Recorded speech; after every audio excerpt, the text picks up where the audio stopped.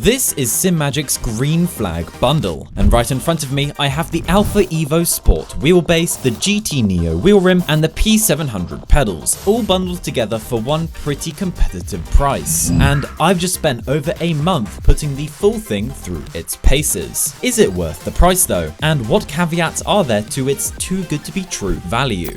Speaking of price though, $5.99. That's the number that makes this whole bundle worth talking about. A full 9Nm direct drive wheelbase, a choice between a round and butterfly style GT wheel rim, and load cell pedals, all in one package for less than what some people pay for a wheelbase alone. Worth double checking the current figure before you buy though, as pricing can shift over time. But as things stand, this is a serious amount of gear for the money. Now, first up, we have the GT Neo, a wheel rim I've been looking to test for months now, and I have to say, on first impressions, it doesn't disappoint. The GT Neo is a 300mm butterfly style GT wheel with a carbon finish and rubber grips, and looks-wise, this thing is stunning, both online and even more so in person. On the front, you'll find 10 buttons evenly spread across both sides of the wheel, and Simagic even throw in some stickers and a small toolkit so you can personalize the layout to your liking. As well as those buttons, on the front of the wheel you'll also find multiple rotary encoders, dials, funky switches, and an RGB rev strip up top. My unit did have one tiny cosmetic blemish however, a speck of ink near one of the RGB lights. But it's never once been an issue while actually driving, and it's more of a nitpick. Turning around you'll find this USB-C port, Simagic's quick release, and 2 magnetic paddle shifters and 2 clutch paddles. Now ergonomically, this wheel is solid, though I wasn't initially sold on the bump at the back of the rim, which funnily enough is the same complaint I had with the KS Pro. Feels like it's becoming a bit of a running theme across brands and wheels, isn't it?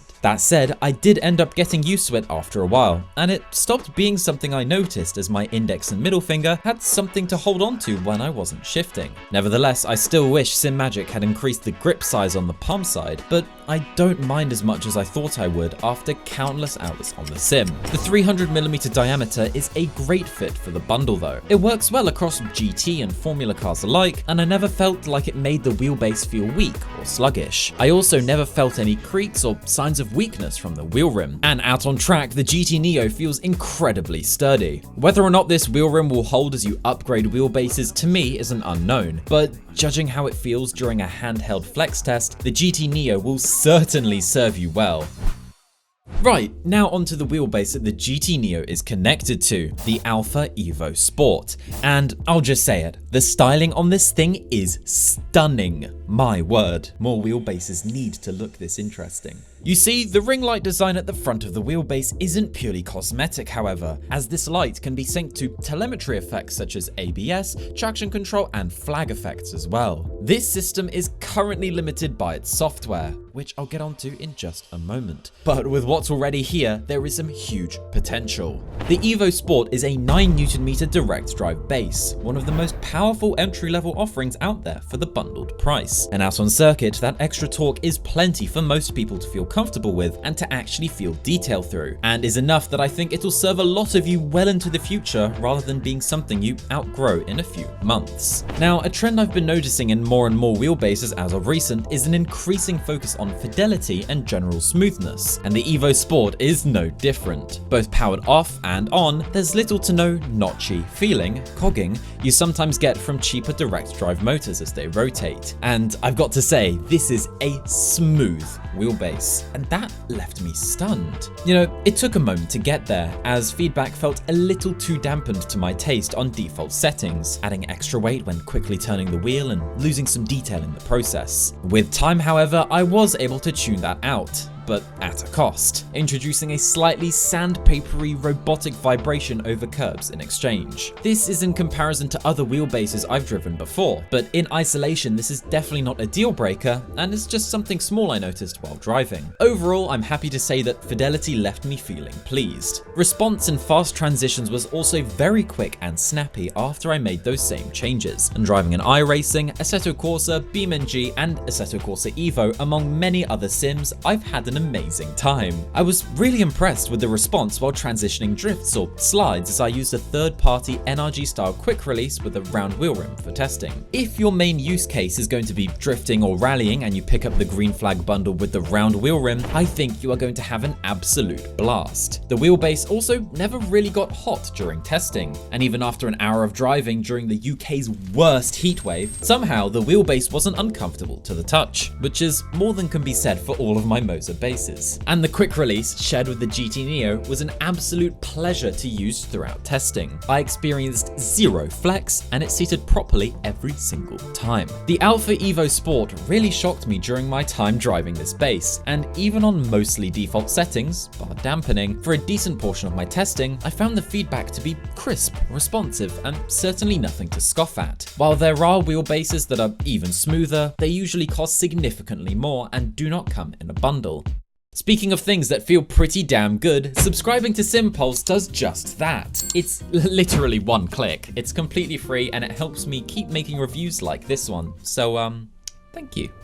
Right, so now we get on to the P700 pedals. And once again, starting off with the design, while these pedals maybe don't have the dazzle factor of the EVO Sport or GT Neo, these definitely still look very stylish in their own right. Construction is primarily steel too, which gives them a solid, reassuring feel the moment you pick them up out of the box. Definitely not something that feels like it'll flex or creak under a hard braking zone. On the throttle side, the stock spring is on the lighter end, and if you're running these pedals on a rig rather than loose on the floor, it can feel a bit too light and vague for confident, precise inputs. Swapping in the firmer springs Simagic includes makes a noticeable difference here as well, giving the throttle a far greater sense of resistance and making it far easier to modulate smoothly out on circuit. With the downside being that the spring is, in my opinion, a little too strong. The pedal face itself is plastic, which felt a touch slippery in socks, and angle, height, and spacing are all easily adjustable to dial in whatever position suits you. The brake is really where these pedals earn their praise though. It's smooth, consistent, and predictable under pressure, which made building muscle memory second nature. Trail braking felt natural almost immediately, and threshold braking was repeatable lap after lap.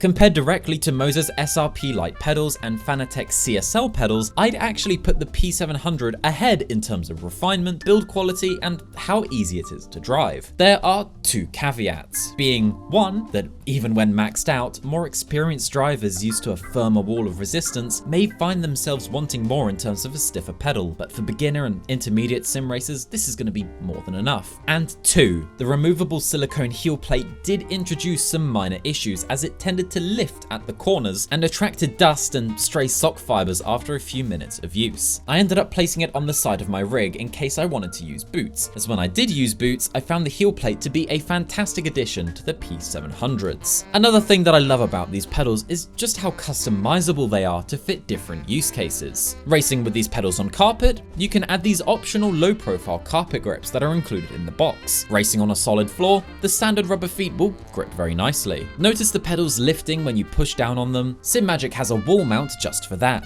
Want to upgrade them even further? Fit an additional clutch for an extra $60, or add rumble motors to your pedals. I can't really think of any budget pedal set that has this high level of flexibility, and this is definitely something to be applauded. How long these pedals will hold up performance-wise, as its elastomers are sure to degrade over time, is unknown to me, but the build quality gives me nothing but confidence. Right, software. And unfortunately, unlike everything else in this bundle so far, this is the one part where Simagic just haven't quite hit the mark, in my opinion. Everything runs through Simagic Sim Pro Manager, and once it's all configured and installed, it certainly does the job. No lag, no stuttering, nothing dropping out mid-session, and there's a fair amount you can actually tune. On the wheelbase, you've got force feedback strength and a handful of filters to play around with, which is exactly where I went to fix that overly dampened default feel on the base I mentioned earlier. On the wheel, you can change the RGB colors on all 10 buttons and adjust pedal response and modes. And then on the pedals, there's graphs to shape exactly how the pedal responds throughout its travel, though I wouldn't really recommend putting this on anything other than linear. Customization is a spot where Moser's ahead. Pithouse lets you pick exact custom colors for basically every light on Moser's gear. Here, you're stuck picking from a handful of Simpro Manager's preset colors for all the buttons, rev lights, and the ring on the wheelbase, with no way to actually dial in something more accurate to what you want. It's a small thing on its own, but coupled with a slightly confusing layout among other smaller nitpicks, and it's exactly the kind of detail that leaves the software feeling like the weakest link behind superb hardware.